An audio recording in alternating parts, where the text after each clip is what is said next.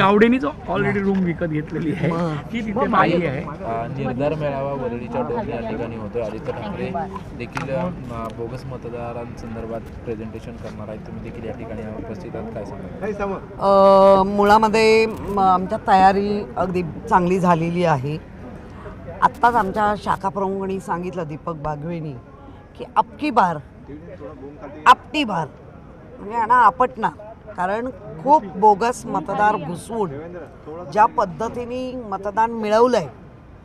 आत्ता ते दीपक बागवे जे सांगत होते की आमच्याकडे कुमकुम टॉकीज आहे, त्या टॉकीजच्या बिल्डिंगचं पण नाव कुमकुम, गजराणी म्हणून नाव दाखवलं आहे याच्यामध्ये. 104 वय दाखवलं आहे. मुळात त्या जे रूम दाखवलं आहे त्या आमच्याच एका पदाधिकाऱ्यांनी ती रूम केव्हा 20 वर्षापूर्वी विकत घेतली. ते नाव आत्ता कसं आलं? आणि हे जे ओल्ड एजची जी लोकं दाखवली आहेत ही सगळी स्वर्गवासी झालेले आहेत.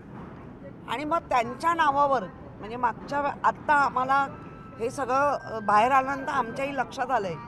मग जेव्हा आम्ही आमचे पोलिंग एजंटच्या चिठ्ठ्या तपासल्या तेव्हा ते 104 124 ह्यांचं मतदान होऊन गेलं. म्हणजे आतमध्ये बसणारा जो प्रेसिडिंग ऑफिसर आहे तो पण मिळालेला असतो, तो पण यांना मिळालेला असतो की 124 वय दाखवत आहे, 104 वय दाखवत आहे आणि कोणतरी तरुण करून जात आहे. हे आत्ता सगळ्यांच्या लक्षात आलं आहे.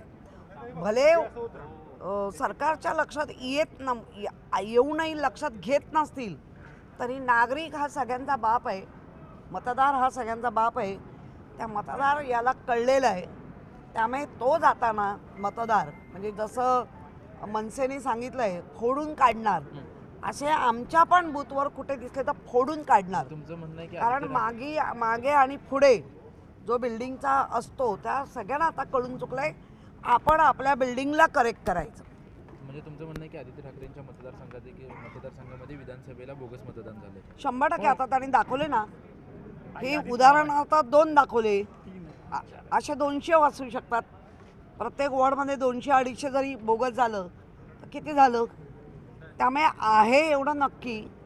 याच्यासाठी दोष हा निवडणूक आयोगाचा आहे.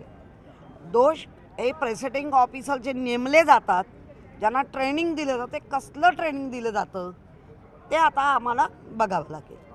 अमित शहा मुंबईत आलेले आहेत, त्यांनी म्हटलेलं आहे की महाराष्ट्रात भाजप हा कुबड्या घेऊन चालत नाही तर स्वतःच्या पायावर चालतो.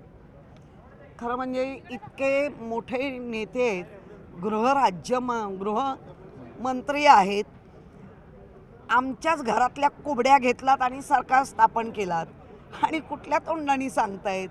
लोकांना ते हास्यास्पद होतं आहे. एवढ्या मोठ्या पदावरच्या माणसानी इतकं निखिलास खोटं बोलावं.